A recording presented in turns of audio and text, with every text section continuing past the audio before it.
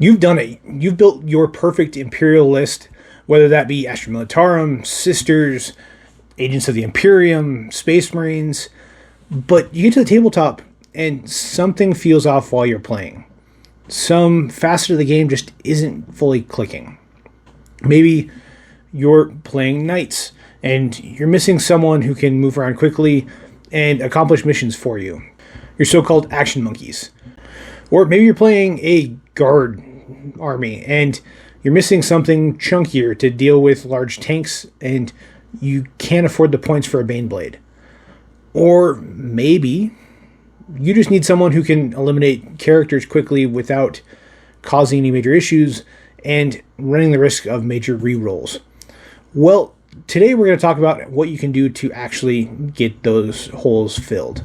Allies are a function that aren't just part of the Imperium. You're actually able to do that in Chaos. The Eldar have them as well. And you can actually bring them to the tabletop to fill those holes that your faction may have.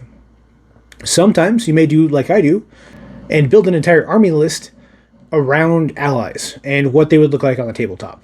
That was the original inspiration for the Night Wardens themselves, is what would happen if I took the Raven Guard, who tend to be one of the most difficult to win with Space Marine chapters, and added Knights, because the Raven Guard do not have anything big and heavy. So if you're going up against Death Guard, or you're going up against Custodes, or a Knight's army, you don't really have something that can punch up that big to really deal with them, because Raven Guard don't typically take a lot of vehicles.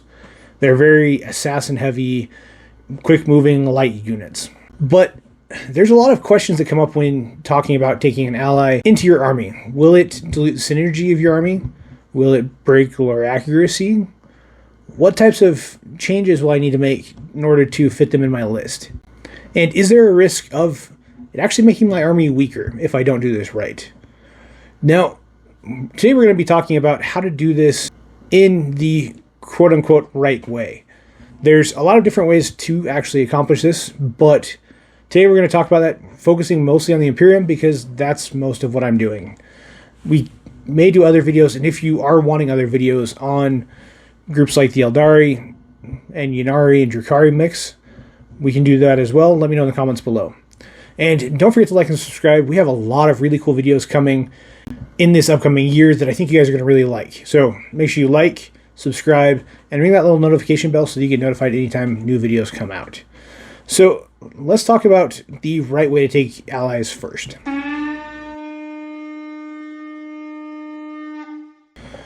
When it comes to allies, there's two major distractions that can lead you down the wrong road to allies that can actually damage your army lists and lead you to things that you're not trying to accomplish. The first one is the newest, latest, greatest, hottest thing. For example, Grotmus, last year, they released a Knights detachment that allowed you to take AdMech with you. This sounded really cool, but I know multiple Knights players that tried it and ended up spending money on Skitarii that they will never use again because it was a complete waste of time.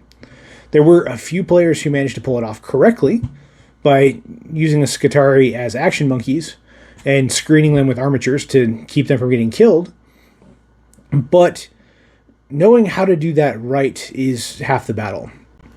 The other potential distraction is one that you actually have to deal with when you're creating your army list anyways, and that's lore accuracy. It may be very tempting to bring in an Inquisitor and his henchmen into an Imperial Guard list, or into even a Space Marine list, because Inquisitors are constantly doing that in the books. But oftentimes, Inquisitors are kind of a trap. A lot of times, they're not that great, and they don't really do anything to help out your army, but they look cool, and they feel cool, and they're really fun to paint. Honestly, one of my favorite models I painted last year was Eisenhorn. He was a lot of fun to paint, and I was super excited to get him done. He looks pretty cool, and I would love to field him someday, but he never fits well. And I have a Sisters army and a small Imperial Guard army that I play 500 points in. And in both of those, he hurts me far more than he helps me.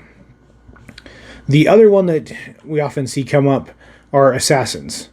Assassins are kind of a mixed bag. If you pick the right assassin for the right mission, then it's a fantastic addition. But if you pick the wrong assassin, it can murder your gameplay and lead you down the completely wrong path. So the big question we need to ask is, what's the objective of adding these allies, and what am I going to gain from them? But before we dive into that, we have a channel sponsor. This time it's me.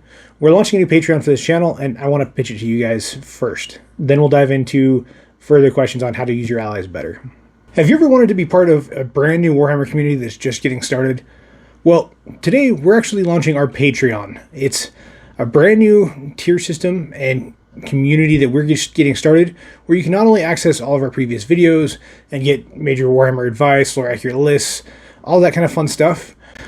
You can also join our channel's Space Marine chapter, and if you're one of the first ones on that tier, actually get your name inscribed on one of the Space Marines. That'll set you guys up as permanent members of the channel for as long as we keep this going. On top of that, there's a bunch of tiers with a bunch of really cool stuff. The higher tiers actually come with either a free shirt or a free hoodie whenever we get those and release them. So make sure you guys join us and take a look at all of the cool bonuses and tiers we have, because there's a lot of really cool stuff on our Patreon. The link will be in the description below. So make sure you join now so that you can say that you were one of the first ones to join the Night Wardens and the Readers That Wargame Patreon. Hope to see you there. Okay, I hope after you guys are done watching this video, you check out our Patreon. We have a lot of really cool stuff coming, and it's brand spanking new. So if you're seeing this video, you may be the first person to join our Patreon. If you do, go check it out right now. But we're going to break this down into 3 parts. There's 3 major solutions that an ally can help you with, and they lead in very different directions. So I wanted to break them down and talk about them separately in each section. The first one, and probably the most common one, is objectives and point scoring.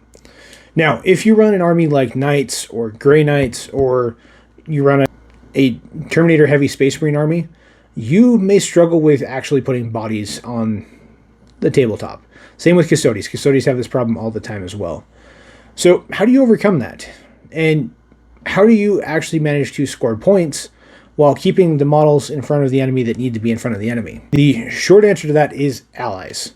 Whether that be a QX's assassin who can score quite a bit of points and move very quickly, or maybe some Navy breachers, or a squad of inquisitorial henchmen that can move around in the background, stay away from a lot of the gunfire, and score you points and capture objectives. These units have very unique abilities that give them this opportunity, and depending on which army you're using, one may be better than the other. So I would recommend taking a look at the allies section, looking for something that's not expensive to take. Something like a QX's assassin that typically runs between 70 to 80 points. I say that in a loose term so that if you're watching this down the road and points have drastically changed, don't worry. This is a rough ballpark, but they're typically on the lower points end. Same with a lot of the inquisitorial henchmen, servitors, or any of those little units that if you just need a body to go somewhere and check up on things, they may be the best option for you.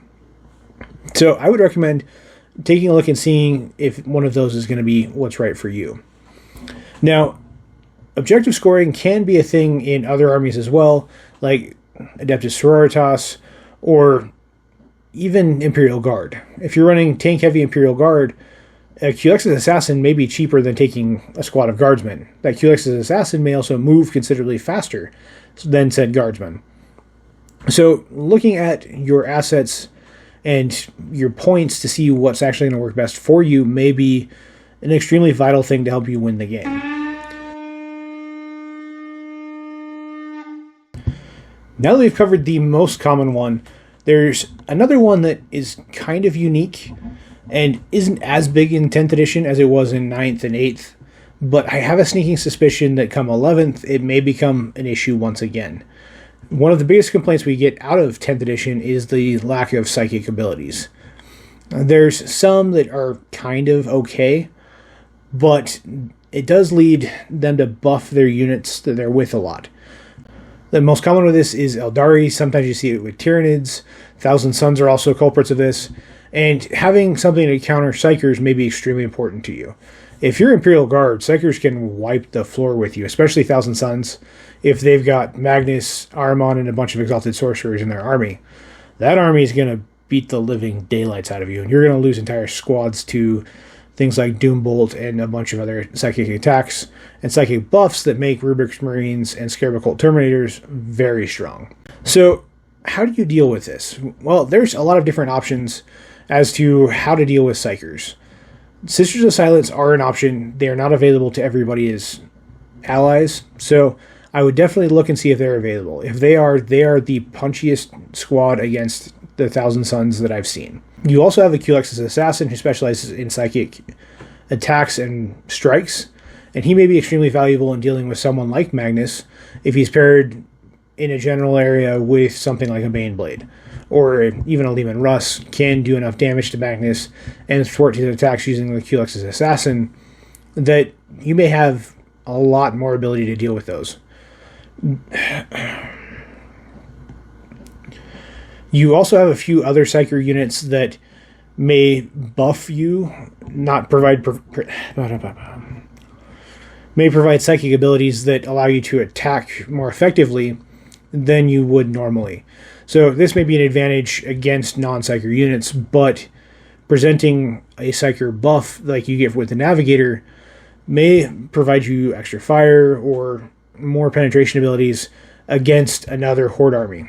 So if I were facing Tyranids, I would look at maybe bringing in a Navigator and a Culex's Assassin to help counter the more warpy shenanigans, but I wouldn't be looking to bring in Sisters of Silence. They're not going to do you any good against the Tyranids like they would against the Thousand Suns. So look at the counter Psyker options that you have available to you, and they may be valuable in a lot of different ways in your gameplay as well. The final issue that allies may be perfect to help you with is the hard targets. Hard targets are a major problem for a lot of armies, especially if you lean more Horde. And this is actually the entire reason the Night Wardens became a thing. I love the Raven Guard.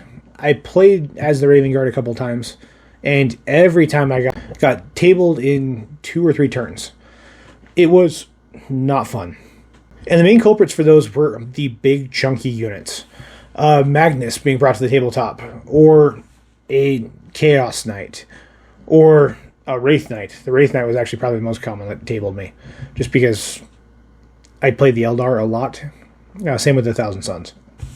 And those 2 units, Magnus and the Wraith Knight, always seem to clear me out super quick and put me in a bad position where the rest of the army could score points and corner me so that those big units could beat on me over and over and over again.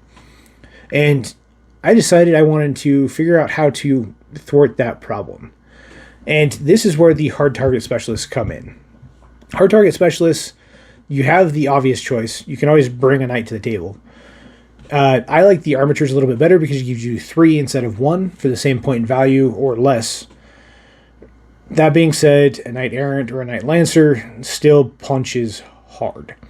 So if you're regularly facing a Wraith Knight or Magnus, those might be the best option. It might be worth bringing a Knight Paladin or a Knight Errant, or maybe even a Knight Lancer, although that's going to cost you a lot of points, to the tabletop to deal with them. But more commonly than not, I always found that armatures do a fantastic job. They're more punchy than dreadnoughts, and they can do more at clearing out enemy units, both chaff and big units. So those hard targets are a lot easier to control and deal with when you have an armature with you. Now, there's a lot of different ways you can deal with this as well. Even if you don't have an Imperium army, there's different allies that are very helpful with this. Whether it be Greater Demons for the armies of Chaos, or in the case of Ynnari and Eldar, you may have the hard target issue dealt with, but you need points monkeys. So all of this leads to you being able to access your allies and use them effectively.